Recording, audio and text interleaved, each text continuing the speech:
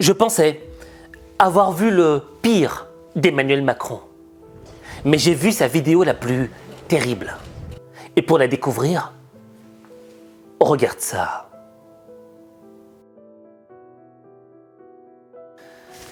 Tu vois, quand je te dis que j'ai vu le pire d'Emmanuel Macron, je te parle de toutes ces vidéos où il a été méprisant avec les gens du peuple. Un président de la 5e République aussi nul que vous. Eh ben merci. Et je vous remercie. Et monsieur, je vous remercie d'avoir plein d'arguments à mettre sur la table. Oui. Moi je suis prêt à débattre, vous le voyez. J'aurai à répondre de ce que je fais, demain, après-demain. Hein? Dans le passé, on a dit l'amiante, c'était pas dangereux. Et après, les dirigeants qui ont laissé passer, ils ont eu à répondre. Moi, les ouvriers agricoles, les consommateurs, qui demain diront « Vous aviez le glyphosate, vous le saviez, vous n'avez rien fait », ils me regarderont les yeux dans les yeux. Ils iront pas vous chercher. Non mais d'accord. Mais vous me dites, nous on est calme, non, mais moi, non. Enfermés pendant 2 ans, on a muselé nos enfants dans les écoles, on les a enfermés pendant 2 ans. Vous n'êtes pas dans la vraie vie. On n'est pas dans la vraie vie, non, c'est à vous que vous dites ça, monsieur les Macron. écoles en France, Les elles gens ont vont été rire. on investit. Mais après, il y a des tas de métiers, c'est aussi... Il faut y aller. Honnêtement, hôtel, café, restaurant, je traverse la rue, je vous en trouve, ils veulent simplement des gens qui sont prêts à travailler, avec les contraintes du métier. Et une gare, c'est un lieu où on croise les gens qui réussissent et les gens qui ne sont rien.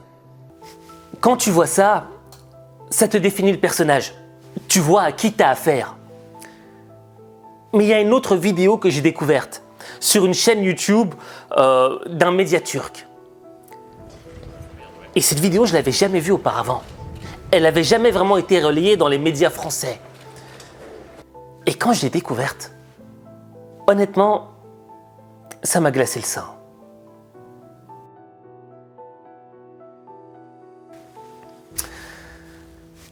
Cette vidéo, c'est une vidéo où je pense qu'il reçoit le président malgache à l'Élysée. Et voilà ce qui se passe.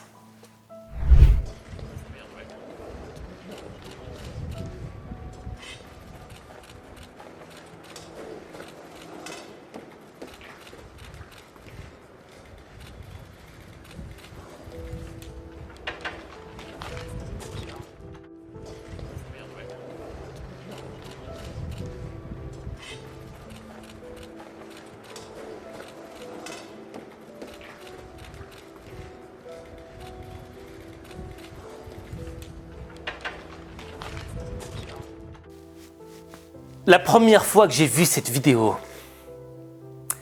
j'ai été choqué. Honnêtement, j'ai été dégoûté. C'est quoi ta réaction à toi? Dis-le moi en commentaire. Mais tu vois, quand on voit ça, on voit pas d'humanité. Et c'est ça qui fait peur au fait. T'as cet homme-là qui est en train de tomber dans les pommes et t'as le président qui avance comme si de rien n'était. Comme si c'était un simple meuble qui faisait partie des décors et qu'on allait tout simplement remplacer. Ça m'a déçu. Et pour moi, c'est la pire vidéo d'Emmanuel Macron. Mais la pire des pires. Et tu vois, pour faire contraste à cette vidéo, j'ai déterré d'autres vidéos d'Obama, de Trump et de Poutine. Et à eux, leur réaction, elle était totalement différente. On va d'abord commencer avec celle d'Obama.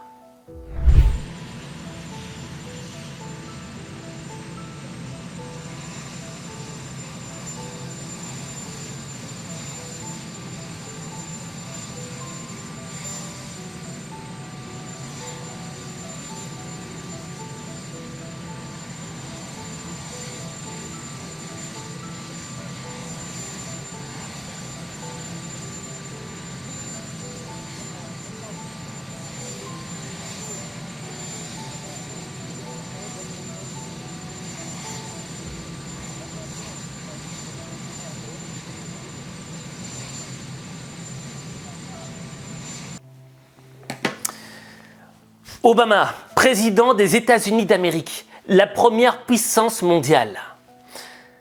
Le gars est à la tête de cette puissance. Je veux dire, il pourrait avoir un ego qui devienne démesuré, c'est normal, quand on a entre les mains une telle puissance.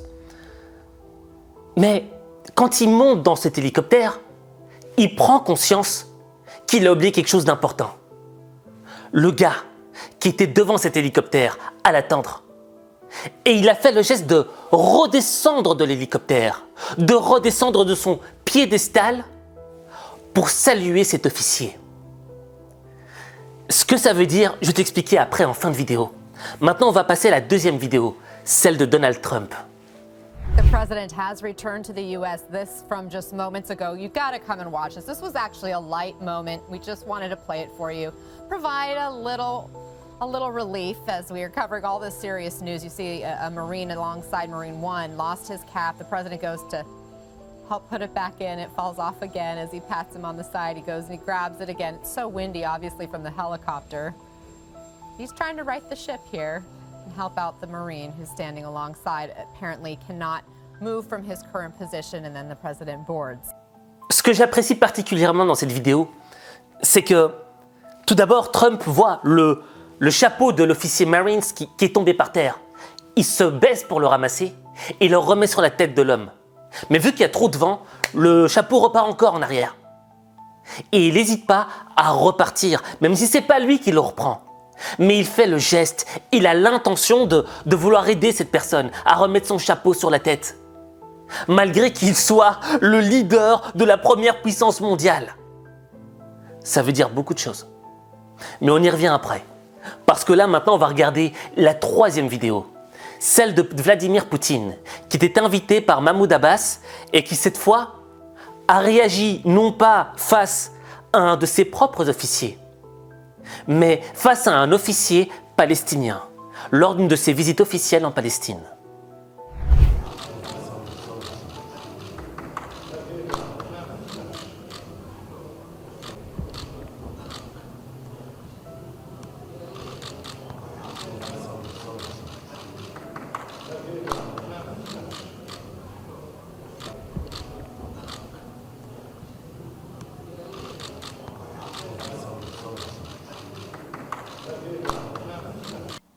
Ce que tu vois dans cette dernière vidéo, c'est que Poutine est en visite d'État en Palestine.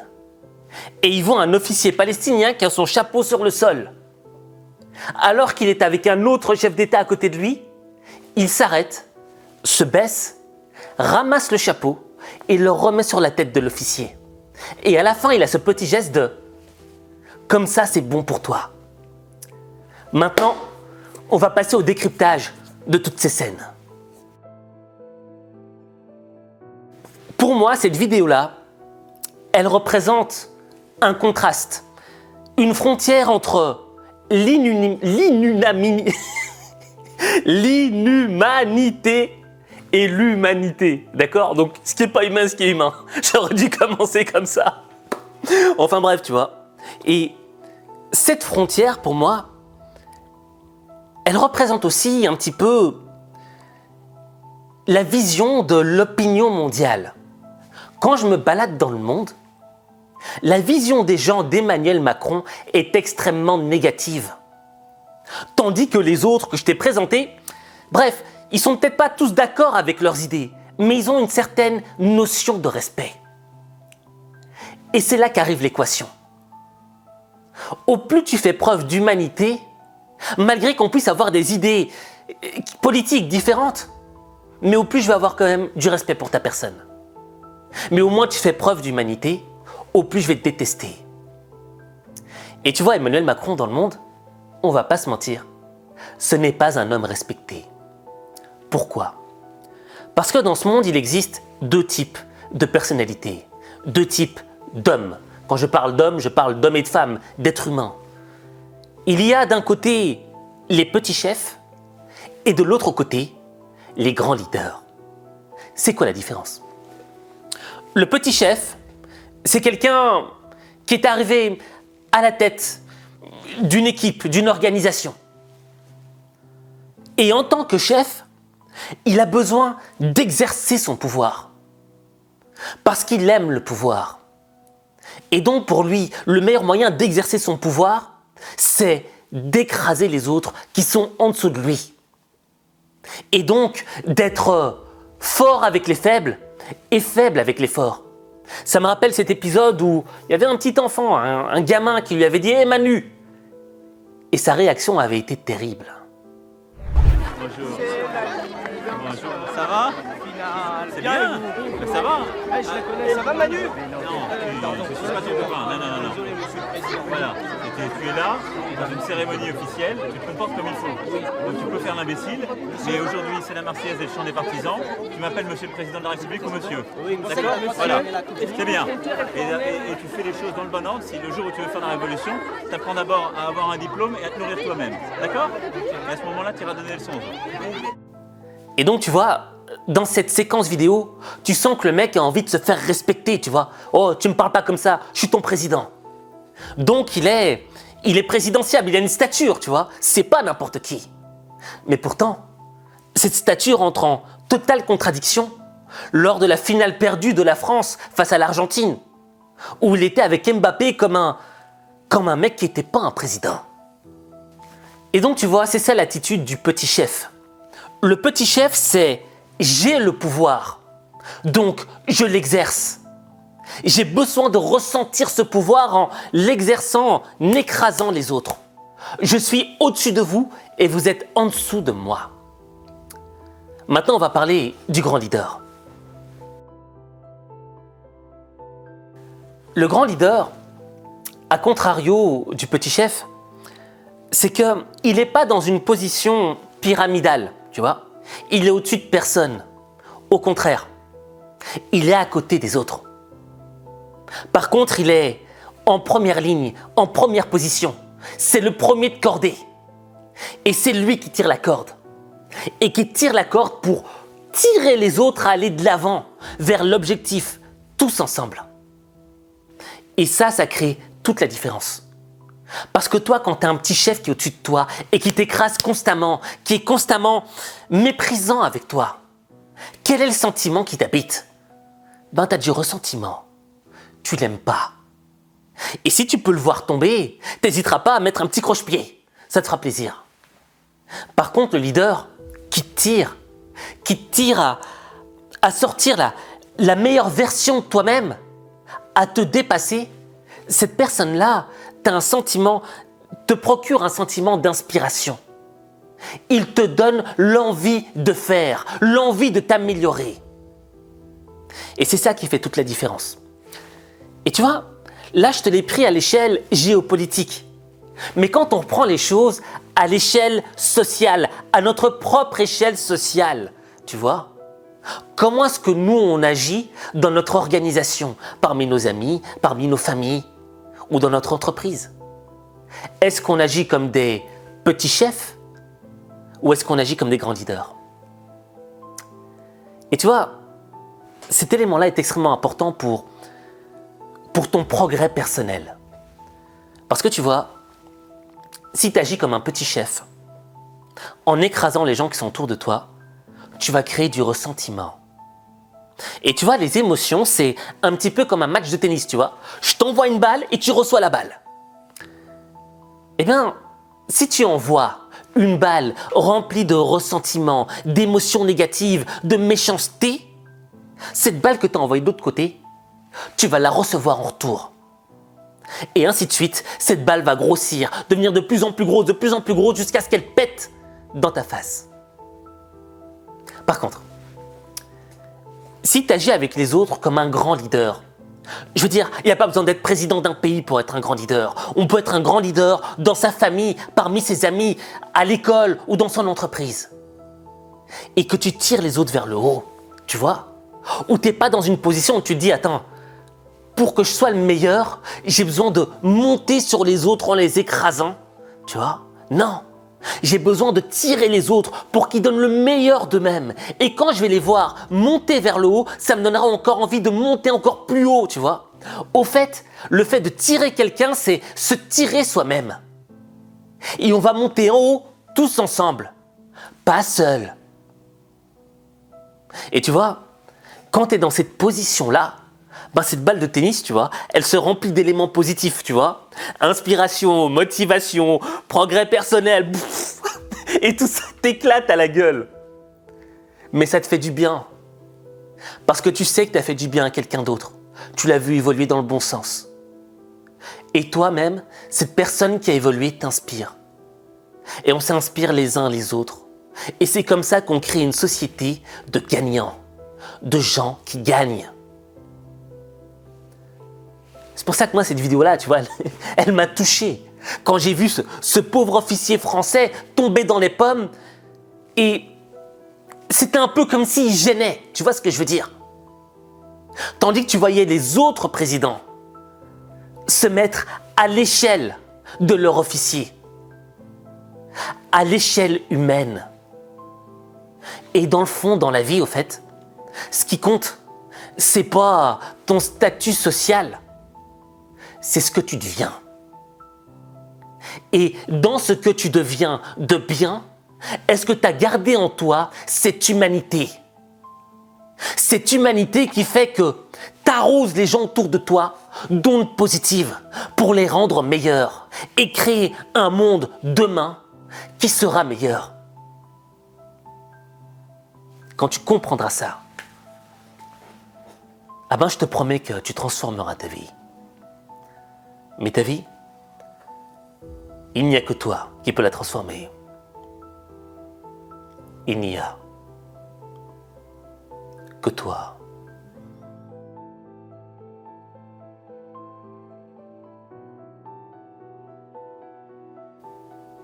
Tu vois, en réalité, on peut tous être des leaders, mais tout se joue là-dedans. Quel est le mécanisme qui habite ton cerveau? Celui du petit chef ou celui du grand leader? Tu vois, je prétends pas être un grand leader. Et j'ai pas envie d'être un petit chef. Mais j'ai envie d'apporter ma pierre à l'édifice. J'ai envie d'aider les gens à devenir meilleurs. Parce que j'ai vu des gens qui avaient du potentiel et qui n'ont jamais osé faire le pas. Parce qu'ils étaient habités, paralysés par des peurs. La peur du regard des autres. Le syndrome de l'imposteur. La peur du jugement. La peur de l'échec. Alors qu'ils avaient le potentiel pour faire, mais ils n'ont jamais tenté le truc. Et un jour, ils sont morts. Et ça m'a blessé. Ça m'a fait mal. Raison pour laquelle j'ai créé H5 Motivation. Et là, il y a un nouveau chapitre qui s'ouvre. Ce sont les masterclass de H5 Motivation. Une fois par mois, je vais faire une masterclass où on va rentrer en profondeur dans un sujet pour en extraire des éléments concrets qu'on pourra appliquer dans nos vies. Et ces éléments pratico-pratiques ont pour objectif de t'aider à vivre ta best life, ta meilleure vie. Parce qu'une vie, on n'en a qu'une. Et la mort, on s'en rapproche de plus en plus de jour en jour. Donc, si tu as envie de faire partie de cette communauté qui a envie de vivre cette best life et d'apporter des émotions positives au monde, je t'invite à cliquer sur le bouton « Rejoindre » là en dessous sur ma page YouTube et on se retrouvera pour une masterclass de folie.